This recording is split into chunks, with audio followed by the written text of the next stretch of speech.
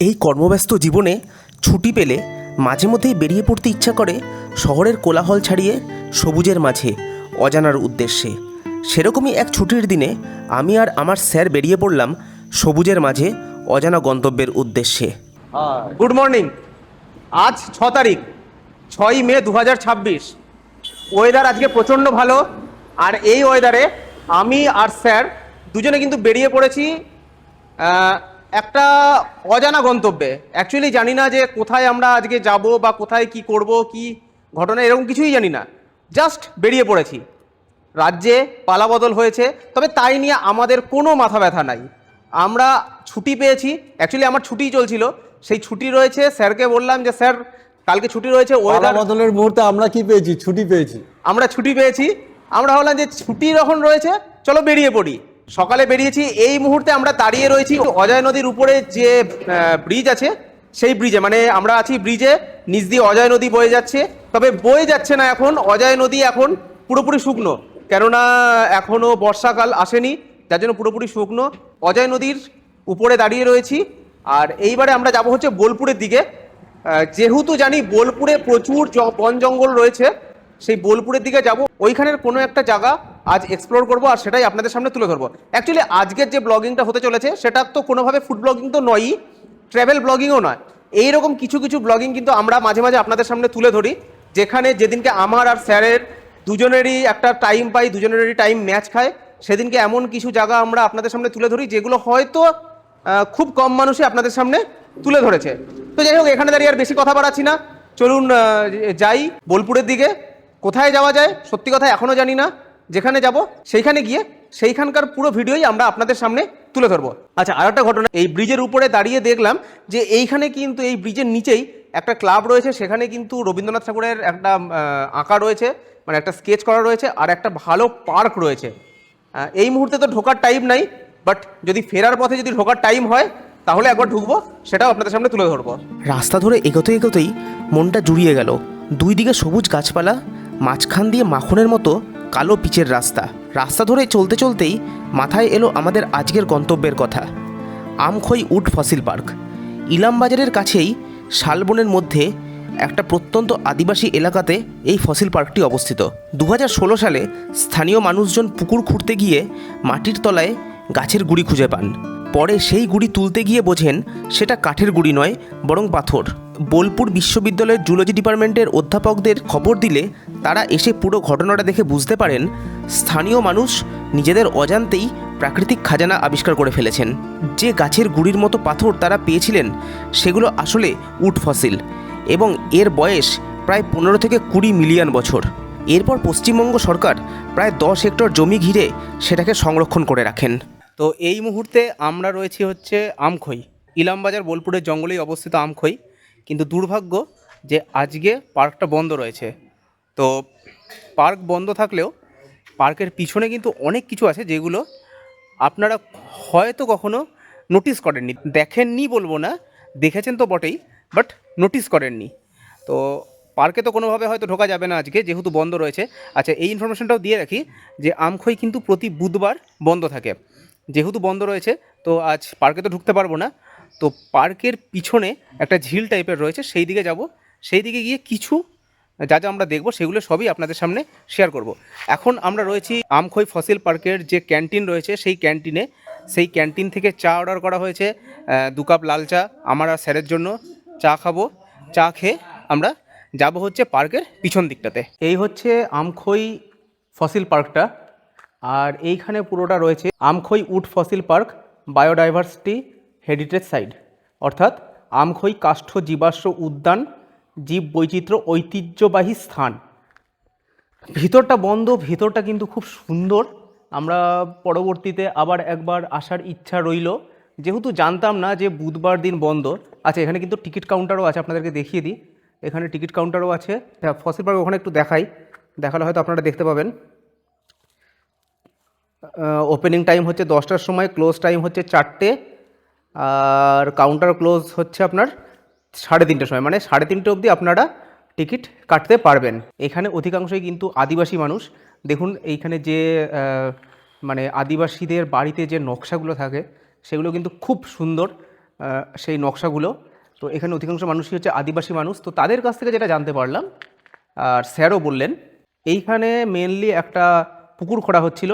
সেই পুকুরের মধ্যে থেকেই এই যে বিভিন্ন কাঠের জীবাশ্ম বা গাছের জীবাশ্মগুলো, যেগুলো অর্থাৎ গাছ মাটির নিচে চাপা পড়ে যে জীবাশ্ম তৈরি হয়েছে, সেই সমস্ত জীবাশ্মগুলো কিন্তু উঠেছিল। এবং সেই সমস্ত জীবাশ্মগুলোকে নিয়ে পরবর্তীতে আমাদের বোলপুরের রবীন্দ্রভারতী যে জুওলজির ডিপার্টমেন্ট আর হচ্ছে বর্ধমান ইউনিভার্সিটির জুওলজির ডিপার্টমেন্ট, এই দুটো ডিপার্টমেন্টের মানে কর্মকর্তারা একসঙ্গে এসে এইখানে এই ফসিল পার্কটাকে তৈরি করেছেন। ফসিল পার্কে তো আজকে ঢুকতে পারছি না, যেহেতু বন্ধ রয়েছে, বাইরের দিকে যাব। আচ্ছা, এর আগে আমি বললাম একটা কথা, যে এইখানে একটা ঝিল টাইপের আছে, বাট ওটা ঝিল টাইপের না, এখানে একটা ঝিল রয়েছে। বাইরের দিকে যাব, ওই যে ফসিল পার্কটা রয়েছে ঠিক তার পাশ দিয়েই একটা রাস্তা রয়েছে, সেখান থেকে কিন্তু পিছন দিকে যাওয়া যায়, সেই দিকে সেই ঝিলটা রয়েছে, ওইখানে যাব, ঝিলটা দেখব, আরও কিছু দেখা যায় কিনা সেগুলো সবই আপনাদের সঙ্গে শেয়ার করব। এইদিকে হচ্ছে ফসিল পার্ক, আর এই দিকে হচ্ছে হার্বাল গার্ডেন, অর্থাৎ বিভিন্ন যে ওষুধি প্রস্তুতির যে সমস্ত গাছগাছরা রয়েছে সেইটা কিন্তু এই জঙ্গলে রয়েছে।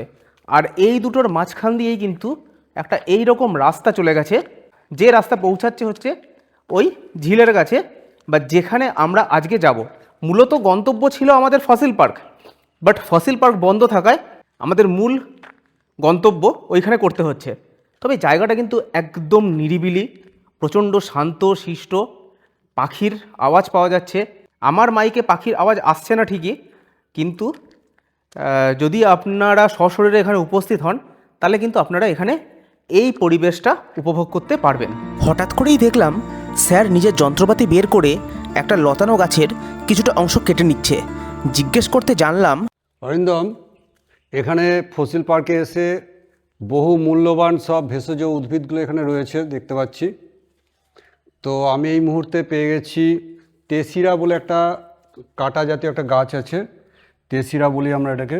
এই যে গাছটা লতানো গাছ, গাছের মধ্যে কাঁটা আছে ছোট ছোট, এবং এটা একটা ঔষধি গাছ, অর্থাৎ এটা মেডিসিনাল প্ল্যান্ট। এটা একটা হার্বাল প্ল্যান্ট বা মেডিসিনাল প্ল্যান্ট, যেটা আমরা আমখই জঙ্গলে পেয়ে গেছি। এখানে এটা একটা লতানো গাছ, ক্লাইম্বিং প্ল্যান্ট। তো এখানে আরও অনেক কিছু দেখানোর মতো রয়েছে, তোমাকে ধীরে ধীরে চলতে থাকো, দেখি আর কি কি পাওয়া যায়। ধীরে ধীরে চলতে চলতে প্রথমেই আমরা পেলাম বিচুটি পাতা গাছ। এর আগে আমি কখনো বিচুটি পাতা দেখিনি। আপনারা এর আগে কারা কারা বিচুটি পাতা গাছ দেখেছেন জানাতে পারেন। তবে শুধু বিচুটি পাতা না, আরও কিছু গাছের সাথে আজ আপনাদের পরিচয় করাবো। অরিন্দম, তুমি অবাক হবে না, তোমাকে একটা দারুণ গাছ দেখাচ্ছি। গাছটা আমরা ছোটোবেলা থেকেই খুব ভয় পাই গাছটাকে। স্যাররা মাঝে মধ্যে ভয় দেখাতেন যে তোর গায়ে বিছুটি ডলে দেবো। তো সেই গাছটা আজকে তোমার দেখার সুযোগ হয়েছে, এখানে নিয়ে আসো। দেখো, এই যে এটা হচ্ছে বিছুটি গাছ। বিছুটি গাছ একটা লতানো গাছ, ধীরে ধীরে উঠছে। এখানে পাতাটা দেখাও, এই যে পাতাটা ধরার সাহসটা দেখিয়ে দিয়েছি আমি। যাই হোক, এটা বিছুটি পাতা গাছ। স্যার তো বিচুটি পাতা গাছ দেখালো, এইবারে বিচুটি পাতার গাছের পাশেই কিন্তু আমি দেখলাম এই গাছগুলো, এই যে ছোট ছোট গাছগুলো দেখা যাচ্ছে, একটু দেখাই। এই যে এই গাছগুলো, এই গাছগুলো, এই যে যে ফুল হয়ে রয়েছে এই টাইপের গাছগুলো, এই গাছগুলো কিন্তু ঔষধি। তারপরে এই যে যে লাল যে পাতাটা দেখা যাচ্ছে, এই গাছগুলো কিন্তু ঔষধি গাছ। এই যে দেখাই, এই যে সূর্যমুখী ফুলের মতো ফুল হয়ে রয়েছে গাছগুলোতে, এইগুলো কিন্তু অ্যাকচুয়ালি ঔষধি গাছ।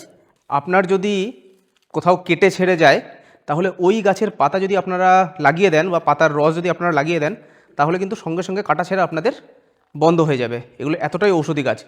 আমরা যেখানে ডিউটি করি অ্যাকচুয়ালি ওখানে তো যেহেতু মেকানিক্যাল ওয়ার্ক, ওখানে প্রচুর কাটা ছেঁড়ার ব্যাপারটা চলে আসে, যে কোনো ক্ষেত্রেই হাতে চোট লাগা এই ব্যাপারটা চলে আসে। তো সেইখানে কিন্তু এই টাইপের গাছ প্রচুর রয়েছে। শুধু আমাদের জায়গা বলে না, যে সমস্ত ইন্ডাস্ট্রিয়াল এলাকা যেখানে এরকম হেভি ওয়ার্ক হয়, সেখানে কিন্তু এই টাইপের গাছ প্রচুর থাকে, যাতে কোথাও কেটে ছেড়ে গেলে সঙ্গে সঙ্গে সেই সমস্ত ওয়ার্কাররা সেই গাছের রস লাগাতে পারে। এখানে প্রচুর রয়েছে, দেখুন এখানে প্রচুর রয়েছে এই গাছগুলো, যেগুলোতেই আপনার সূর্যমুখী ফুলের মতো দেখা যাচ্ছে। এই প্রত্যেকটা কিন্তু হচ্ছে ওই টাইপের গাছ, পুরো লতানো গাছ, আর সবই কিন্তু ওই হার্বাল টাইপের, মানে কাটা ছেঁড়া আপনার উপশম করে খুব তাড়াতাড়ি। অরিন্দম, আমরা আমখই পার্কে যে এসেছি, এখানে বহু ভেষজ উদ্ভিদ দেখার সুযোগ আছে। তার মধ্যে একটা তোমাকে দেখাই। এই যে গাছটা দেখতে পাচ্ছি, গাছটা দেখতে অনেকটা আমলকি গাছের মতো মনে হচ্ছে, আমলকি গাছের পাতা মনে হচ্ছে, ঠিক আছে? কিন্তু এটা আমলকি নয়, এটা আমলকি নয়। আমলকি গাছের পাতা আরও একটু লম্বা লম্বা হবে, আরও ফাঁকা ফাঁকা হবে। তো এই গাছটার নাম হচ্ছে ওলট কম্বল। গাছটার নাম হচ্ছে ওলট কম্বল। তার প্রমাণটা হচ্ছে, গাছটা নিচে নিয়ে আসো। ও দেখো, এখানে একটা কার্ড পড়ে আছে, সেই কার্ডের মধ্যে লেখা আছে ওলট কম্বল, অ্যাম্ব্রোমা আগাস্তা লিন, রোগ প্রতিকারে ব্যবহৃত হয়।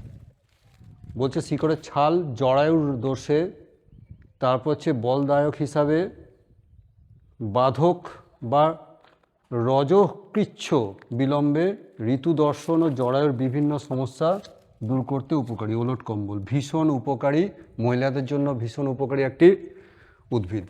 কমপ্লিট ছিল পাতাটা, ওলট কম্বল গাছের পাতা। দেখে অনেকেই মনে করবে এটা আমলকি গাছের পাতা, বাট ইট ইজ নট আমলকি, এটা ওলট কম্বল গাছের পাতা। ওহ, একটা মিস হয়ে গেছে, আমাকে আর একটু পারফেক্ট একটা পাতা খুঁজতে হবে। ওলট কম্বল গাছ দেখার পর হঠাৎ করেই চোখে পড়ল একটা পাথর। আর এই পাথরটার বৈশিষ্ট্য হলো এটার মধ্যে রামধনুর রং খেলা করছে। ও মাই গড, দেখো অরিন্দম, আমখই জঙ্গলে, আমখই পার্কের পাশে এমন একটা অ্যামেজিং পাথর পেয়ে গেছি। পাথরটার মধ্যে রামধনুর রং খেলা করছে। এটা কি পাথর আমি এখনই, ও মাই গড, এর পাশে লেয়ার আছে, লেয়ারেও ওরকম ধরনের কালার আসছে, লেয়ারেও এরকম ধরনের কালার আসছে। ইয়েস, ও মাই গড, এটা হচ্ছে মেড অফ আয়রন। ও হো হো হো, আসছে আসছে আসছে কালার। এখন এইটুকু যতটা আসছে সেটাই যথেষ্ট। এই দেখো, এই যে আমার দিক থেকে, আমার অ্যাঙ্গেল থেকে পাচ্ছি, তোমার অ্যাঙ্গেল থেকে এরকম আসবে বোধহয়। আসছে আসছে। আর এই হলো আমখই ফসিল পার্কের আসল নিদর্শন। গাছের গুঁড়ির মতো যেটা দেখা যাচ্ছে সেটা আদতে একটা ফসিল বা জীবাশ্ম। তবে পার্কের ভিতরে ঢুকে ওটাকে ছুঁয়ে দেখতে না পেলেও পার্কের বাইরেও ওই একই জিনিস আমরা খুঁজে পেয়েছিলাম। আসুন উড ফসিলের সাথে আপনাদের পরিচয় করাই। অরিন্দম পেয়ে গেছি, অরিন্দম পেয়ে গেছি, অরিন্দম পেয়ে গেছি। যেটা আমরা দেখতে চেয়েছিলাম সেই জিনিসটা আমি এখানে দেখতে পাচ্ছি। দেখো, পাশে একটা পুকুর কেটেছে, সেই পুকুরের পাড়ে পেট্রিফাইড উড পড়ে আছে, that is wood fossil. Wood fossil, বিশ্বাস করবে না তো, এটা দেখে কাঠ বলে মনে হচ্ছে না? হ্যাঁ, দেখে কাঠ বলে মনে হচ্ছে, কিন্তু এটা, it is not wood, it is stone, proved. এবং আমার হাতে সেই যন্ত্র থাকলে আমি এখান থেকে 2 টুকরো নিয়ে যেতে পারতাম, কিন্তু এটা তুমি, বাপরে, দেখো, প্রুভড, শান্তি। এটাই আমরা দেখতে এসেছিলাম এখানে। উড ফসিল বা কাষ্ঠ জীবাশ্ম তো আপনাদেরকে দেখালাম, তবে ভিডিও শেষ করার আগে আর একটা জিনিস যেটা আমরা শহরের মানুষরা চট করে দেখতে পাই না, সেটা আপনাদের সামনে তুলে ধরলাম। আমখইয়ের জঙ্গলে তো আমরা ঢুকতে পারলাম না। আমখইয়ের পাশে যে হার্বাল গার্ডেন টাইপের রয়েছে, যেখানে বিভিন্ন ধরনের ঔষধি গাছ রয়েছে, সেই বাগান দিয়ে আমরা ঘুরছিলাম। সেখানেই আমরা দেখতে পেলাম একটা মহুয়া গাছ। এবার আপনাদেরকে একটা অন্য জিনিস দেখাবো। দেখুন, এই হচ্ছে মহুয়া গাছ, কিন্তু আমরা যারা মহুয়া চিনি তারা প্রত্যেকেই কিন্তু মহুয়া গাছে যে ফল বা ফুল, সেই ফুলটাকে দেখেছি। ফুলটা মূলত সাদা সাদা কালারের হয়, কিন্তু আমরা মহুয়া গাছের ফল কিন্তু কখনো দেখিনি। তো আজ আমি আপনাদেরকে দেখাই মহুয়া গাছের ফল। দেখুন, এখানে প্রচুর এরকম মহুয়া গাছের ফল কিন্তু পড়ে রয়েছে। এইগুলো হচ্ছে মহুয়া গাছের ফল, ছোট ছোট মহুয়া গাছের ফল। 1 মিনিট, এই হচ্ছে ফলটা, একদম ছোট ছোট ফল। আচ্ছা, এর মধ্যে যেটা আপনার পেকে গেছে, যে ফলটা, এই ফলটা পেকে গেছে। এবার আমি দেখাই আপনাদেরকে।